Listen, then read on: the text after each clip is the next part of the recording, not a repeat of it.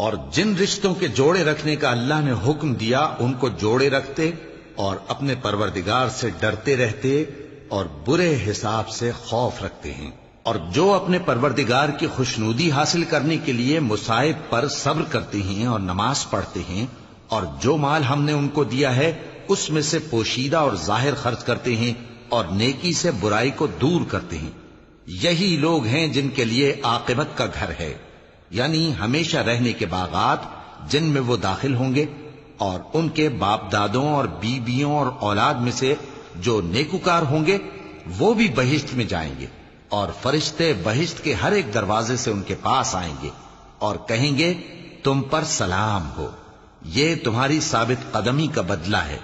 اور عاقبت کا گھر خوب گھر ہے۔ اور جو لوگ اللہ سے پختہ عہد کر کے اس کو توڑ ڈالتے اور جن رشتوں کے جوڑے رکھنے کا اللہ نے حکم دیا ہے ان کو قطع کر دیتے اور ملک میں فساد کرتے ہیں،